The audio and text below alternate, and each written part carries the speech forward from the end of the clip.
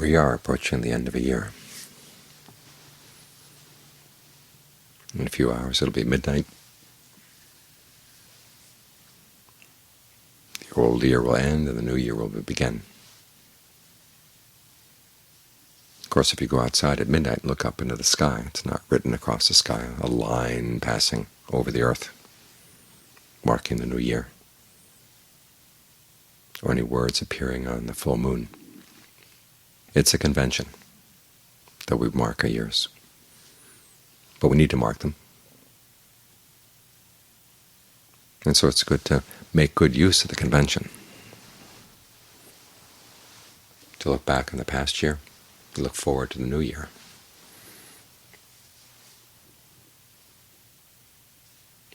To learn lessons from the past year that we can apply to the new year. And to think about what we might like to do differently. Often when we say Happy New Year, we're talking about may circumstances in your life be comfortable, convenient, may you prosper, may you be healthy.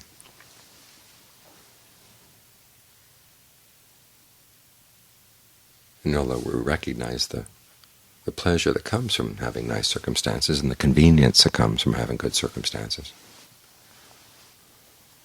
it's also important to realize that these things come from causes. Where do the causes lie? They lie in your heart. They lie in your mind. This is why we train the mind. And so the source of a Happy New Year is here in the mind, the qualities we develop in the mind. There's a passage when the Buddha talks about an auspicious day or an auspicious night. It's interesting that back in his time, when they used the lunar calendar, when they would talk about 24 hours, they would mark it as nights. So the sutta is about the auspicious night, but it means the whole day, the whole 24 hours. And what makes a day auspicious is not the alignment of the planets or the stars. It's that you're very alert. You see what arises in the mind from moment to moment. You're ardent, unshakable,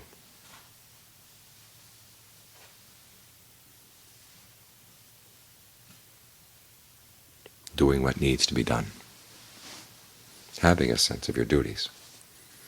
Of course, the duties here are not things that are imposed from outside.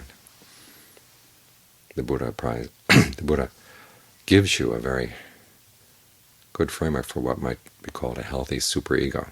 The oughts in Buddhism, the shoulds in Buddhism, are based on a desire for you to find true happiness.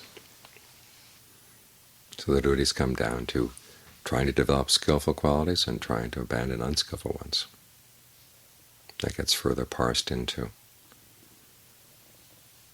noticing that if an unskillful quality has arisen, what do you do to get rid of it? And then also what do you do if it hasn't arisen, what do you do to prevent it? If a skillful quality hasn't arisen, what do you do to give rise to it? And once you've given rise to it, how do you allow it to develop as far as possible?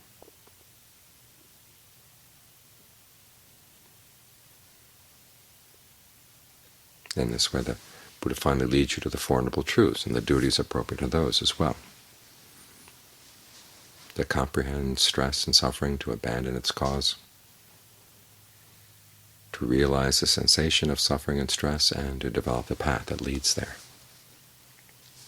When the Buddha talks about duties, these are the things he's talking about.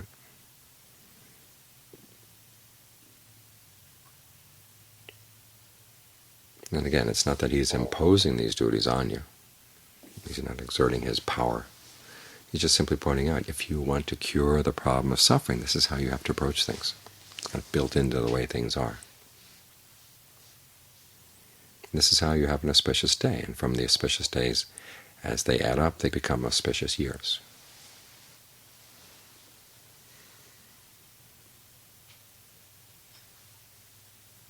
So it's good as you practice to take stock every now and then, how things are going, what you've noticed that you haven't been doing skillfully, so you can learn how to change it, and what you have been doing skillfully, so you can maintain it, keep it going. and seeing what ways you can improve it. This is how you make good use of the convention. We often think of meditation as being something you should do without thought, i.e. you just have an exercise to do where you're not thinking, you're just being aware or alert to the present moment and otherwise not thinking about things. But that's not how the Buddha taught meditation. There's an element of reflection that has to go into developing this skill. One, looking at where you are in the practice to figure out what you need. And then two, looking at what you're doing and seeing the results of what you're doing, and then learning how to gauge those results. Are you getting the results you want? If you are, keep it up. If you're not, what are you going to change? We have to have this element of reflection. Because in teaching meditation, the Buddha wasn't setting up a hot dog factory. In other words, you just put your mind through the process and it's going to come out hot dog at the end. He's trying to train your discernment.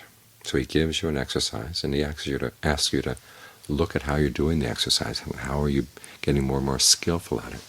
And it's through gauging the results of your actions. That's where discernment arises. That's how discernment gets developed. Those are the questions you pose in your mind. If you find that the mind is not settling down, your main questions are how do you get it to settle down? How do you get it to become more unified?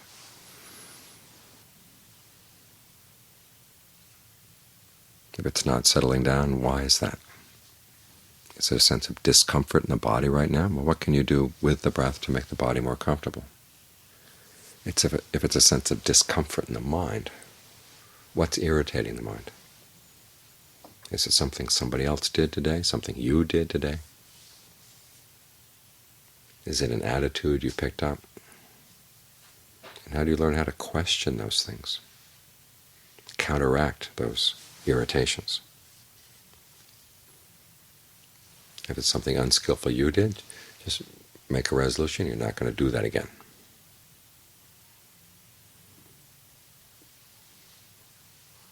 And realize that's the best you can do as a human being. And then the Buddha says, once you've made a resolution to act skillfully, spread a lot of merit, spread a lot of goodwill around for yourself, for other people, other beings. Goodwill for yourself is there to correct the tendency we have to want to punish ourselves for our past mistakes. Goodwill for other beings reminds you that if you're going to act skillfully, you have to keep other people's well-being in mind. Your true happiness cannot depend on their suffering.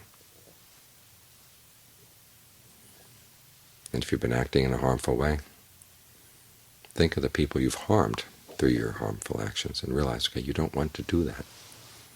You don't want to harm them.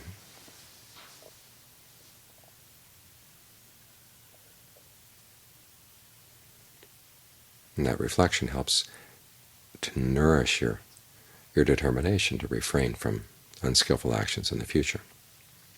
If the irritant that's keeping you from settling down is something someone else did today, the Buddha has lots of reflections. One is that simple reflection, hey, this is the human realm. What do you expect? There are going to be people who are going to do things and say things and think things that you don't like. Are you going to go around and want everybody to be the way you like before you can settle down? Would that be the human realm? And if you need everybody to be a certain way before you can let the mind settle down, you're never going to get the mind to settle down. There's that story they tell in Thailand of the hungry ghost up in the rafters of a sala.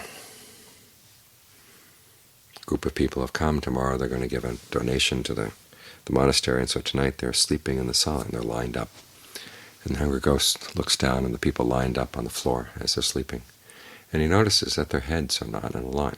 So he goes down and he pulls their heads so they're all in a nice orderly line.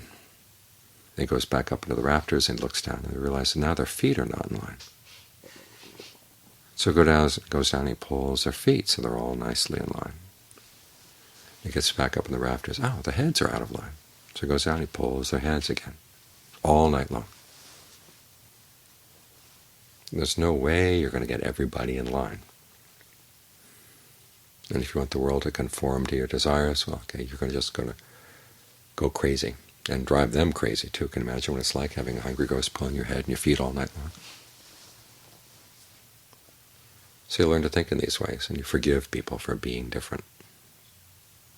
And not just different, I mean, there are people out there who really do have ill will. There are people who really are motivated by very unskillful desires.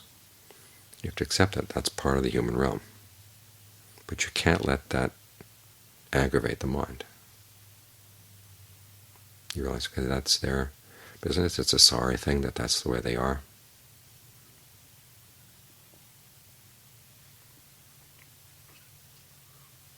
If you can help them, you try.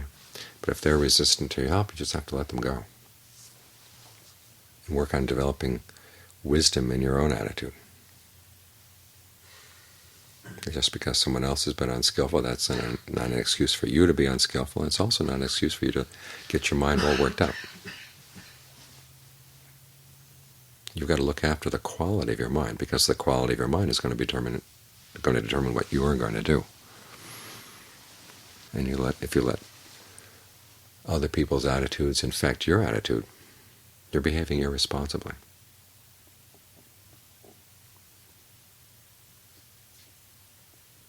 So think in those terms until you get the mind ready to settle down.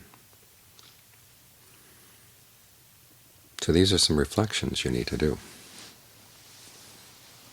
If you find that the mind has trouble settling down, once it's settled down, then the next question, of course, is how to maintain it, how to keep it there. This means being very watchful, trying to learn how to read the signs for when the mind is beginning to waver. Even before it's left the breath, there's going to be a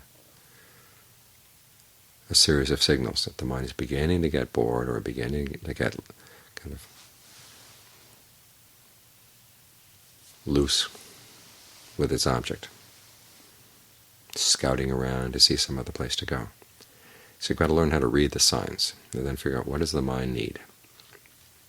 Does it need deeper breathing? Does it need more shallow breathing?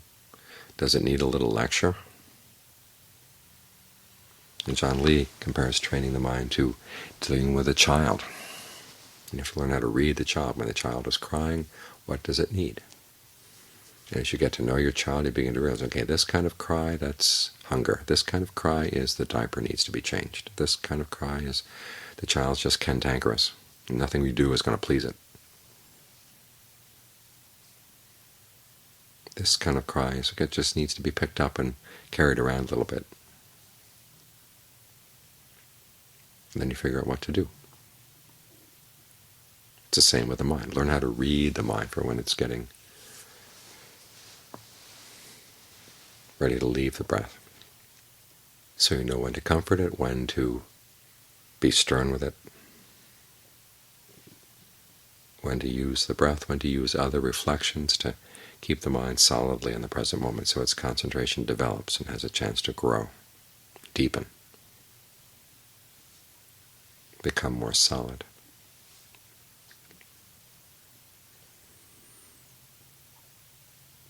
And that's when you become skilled in keeping the mind solid, then the next set of questions is, what do you do with this concentrated mind?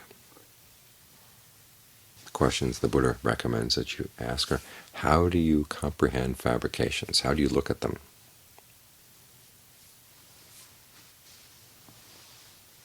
If you've been doing breath meditation, you've already got some experience in dealing with fabrications. The Buddha talks about becoming sensitive to the bodily fabrication, i.e. the in and out breath, allowing it to grow calm. And then there's mental fabrication, feelings and perceptions. How do you allow these to grow calm? That's part of getting the mind to settle down. Now you go back to the same issue, and now the question is, how do you look at them? How do you begin to see when they're skillful, when they're not? To what extent it's good to identify with them? To what extent do you begin to need to learn not to identify with them? It's good to become sensitive to when you're developing a sense of self or a sense of identity around these fabrications. As we were saying earlier, it's good to ask that question: what is this particular sense of self for? What's the intention behind it? And is it a useful tool for what you need? Sometimes you need a screwdriver, and what you've got is a wrench. So you learn to put the screwdriver down and look around. Can you create a wrench out of these aggregates? And when comes the point where you don't need any of these tools at all? When do you have to put down those tools?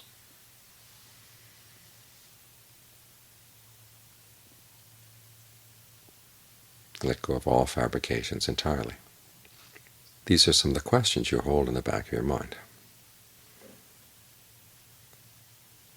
And it's good to have a sense of what questions are appropriate. And basically, the questions come down to what is skillful, and go further to, okay, which set of questions are skillful now? Because when you're trying to get the mind to settle down,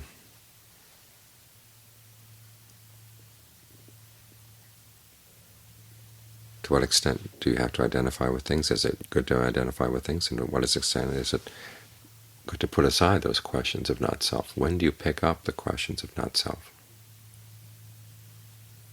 When do you not want to do much analysis at all? When do you just want to maintain things with a sense of focus and solidity?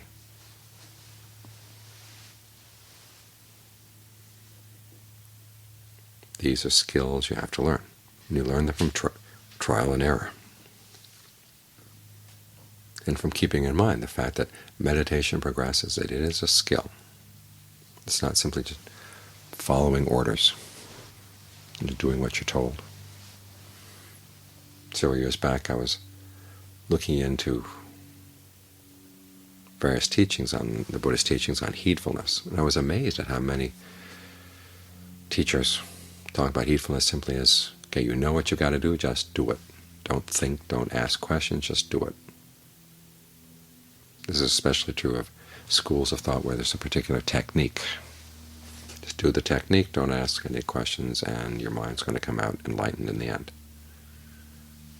Whereas the Buddha never talked in those terms. Heedfulness for him was a strong sense of the importance of your actions and a desire to do things skillfully, so you can avoid the dangers that come from acting in unskillful ways. And he would teach it in a way in which you would learn how to question your actions, look for yourself.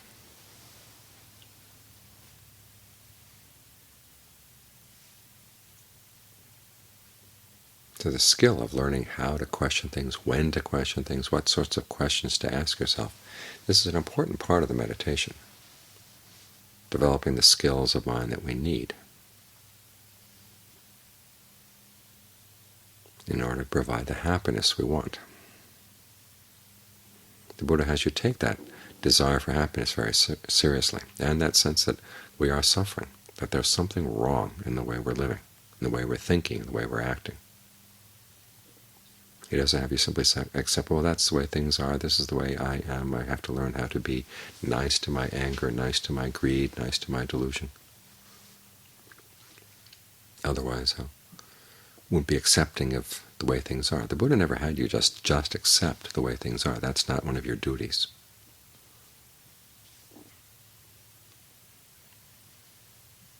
You have to learn how to comprehend the way things are and where there's suffering in the way things are.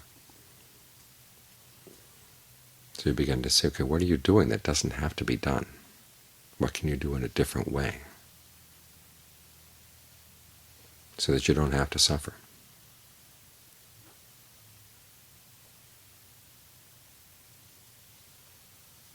These are the issues that he has you take seriously. And when you take these issues seriously, you find that your life does become more auspicious. You're causing less suffering for yourself, causing less suffering for other beings. There's a greater and greater sense of well-being that becomes established inside.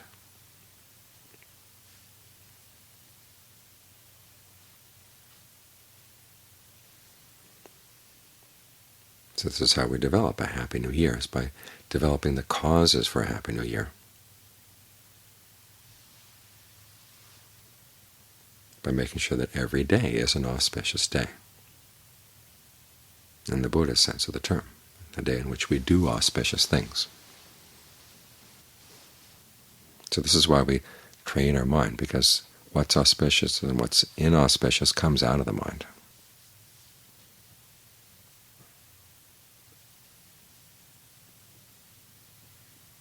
So stay focused right here as much as you can. And as you ask the right questions of what's right here, you find the happiness that you're looking for.